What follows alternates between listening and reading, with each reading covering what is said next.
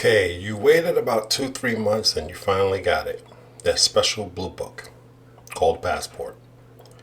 Now you're ready to go on your first trip, your first international trip, but you don't know where to go.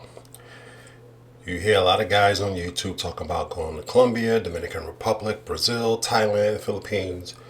You're like, oh, I really want to go. Where should I go first? Let me give you some advice on where you should go first so you can make your first trip very memorable, and that way you don't get stuck playing follow the leader or the blind leading the blind. So here are my recommendations of what you should do. Okay, the first thing is that if you've never flown on an aircraft before, I would recommend you do domestic flights first. Be familiar with going to the airport, going through security, all the other things that goes with traveling and with airlines and stuff like that. Now, before you do that, you don't need your passport for that. Make sure you have a state ID or driver's license, and make sure that driver license has a gold star.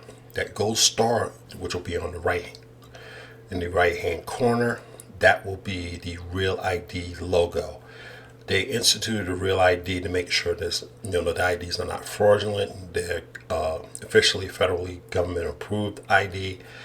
And you'll need that because when you get to the checkpoint, they'll be checking your ID, and they're going to be looking for that. Now, you can use your passport, to go through checkpoint as well if you want to bring your passport. But if you don't want to bring your passport, just make sure you have that gold star ID on there.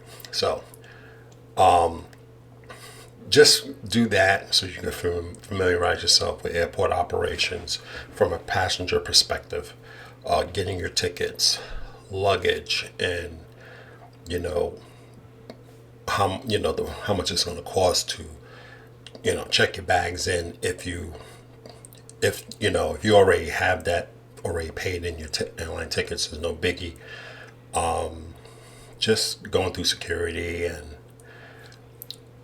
when you do stuff like that, you start picking up little tips, how to get through security faster. Like for me, many times I've been through airports, I've learned when I have to take items out of my pocket, I don't put it in a tray, I put it in my bag. And just in case if I gotta, rush to my airline, I ain't gotta fit around the tray and accidentally forget something. Everything's in my bag, so I can just grab the bag. It's in one of the pockets, so I can just, put my shoes back on, grab my bag, and go. And I'm good to, so you start developing little tricks and stuff. Things to carry, you start learning, after a while, you start learning how to pack properly. Getting on the aircraft, you get familiar with the seating arrangements, A, B, and C rows, E, F, those rows. You get an idea how to do that, where to put your bags at, sizing up your bag so that way in the future. Because the thing is, boarding an aircraft is going to be very important. They want to do it quickly, fast. So I've gotten to the point where I've gotten to be very fast and just boom, boom, boom, I'm done. And I'm sitting down waiting on the aircraft, everybody to sit down and get ready to go. So that's what you want to be. What I'm about to say ain't de-policing. What I'm about to say, I don't really care if you get busted or not. I really don't. But I'm going to just give you guys a warning. See these numbers down below? You better Google it. You better have a clear understanding before you go overseas. Because I'm going to tell you something right now. That law stays with you overseas, regardless of the age of consent of the adult activity you're doing overseas. If you get busted, you serve federal time for that. Now, for those who say, oh, they'll never find me, the State Department has an agency called Diplomatic Security Service. Those are federal agents. They are global.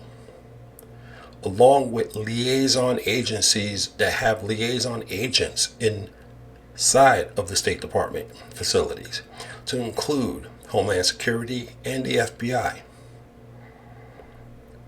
So, with that being said, our agencies are overseas, in those countries where you guys do your pay for play.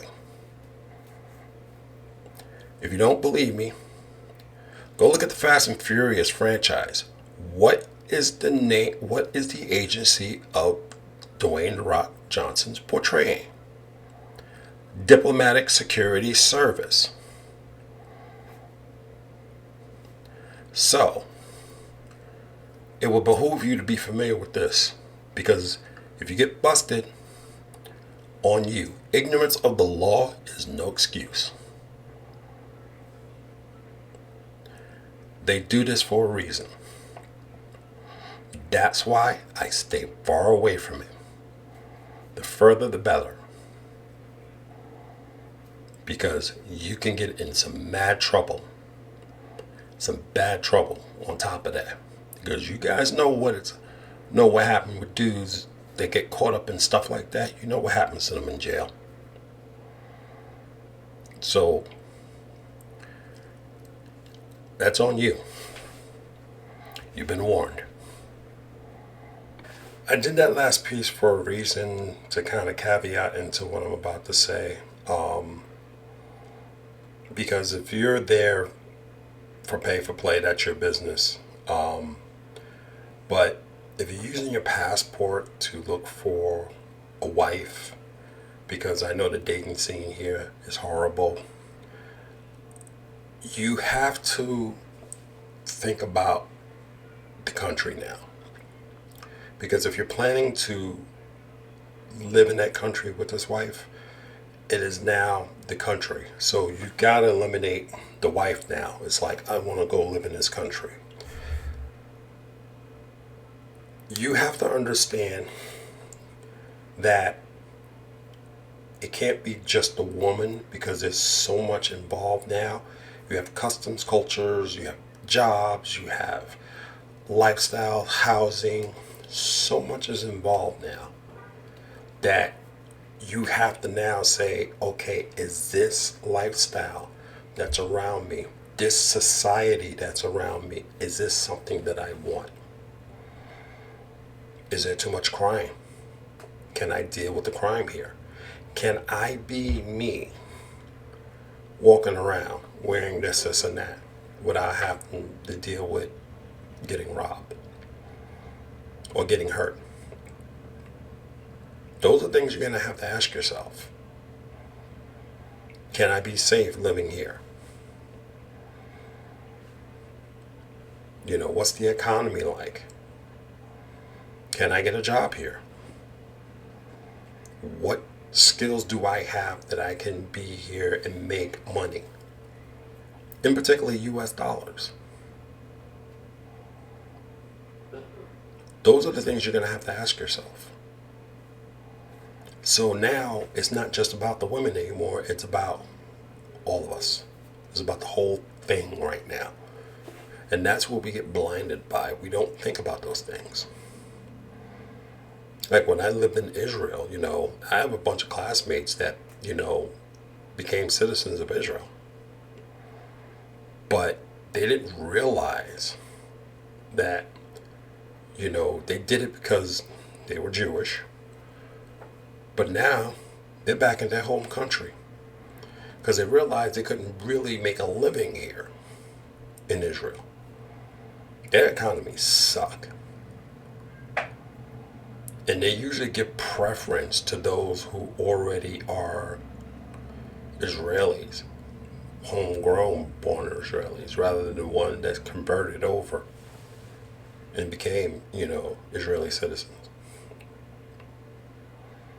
So it's difficult. So, and then with this war going on and stuff, their economies constantly continue to shrink. So getting a job, they don't want to lose their job because it's going to be hard to find another one. So those are things those are factors you got to look at. You can talk about the woman all you want to, but suppose the woman you have a fight and you break up. Now what? You got to put in those what if scenarios into this whole equation that you're doing. So, now you're in a country that you may not like this, and that, and you just wasted a whole bunch of time when you could have been in another country. Well, this wasn't too bad. I can rebound from it because I like the society. So, there's multiple things you got to focus on. Just can't focus on one thing. Now we're back to the question, and before I close this thing out, we're going to answer it. When you get your first passport, where should you go? It's all going to depend on what type of traveler you are and what your purpose is. And that's a question you're going to have to answer. Are you down for some adventure? Are you down for some snow? Or are you down for, something exotic? Are you down for something that's educational, cultural? It's going to be all up to you, man. I can't really answer that question.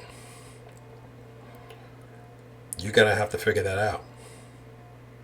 If you're talking just a general stuff, I can pick something out of there and say, hey, try this, hey, try that. It's all up to you. But make sure if you're doing it just a vacation spot, make sure you make the right choice. And be prepared for the things you're going to have to deal with. Because you may be dealing with language issues, money issues. Just make sure you're prepared. Make sure you do your research.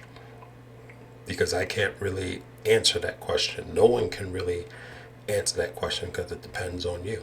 Because I can give you my suggestion and you can probably be like, oh, no, that ain't going to work. I don't want to do that. Then what do you want?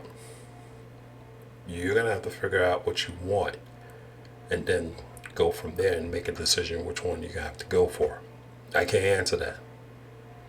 I'm not you. So, that being said, thanks for watching the video. If you like the video, hit the like button. Also, hit the subscribe button. And I'll catch you guys next time.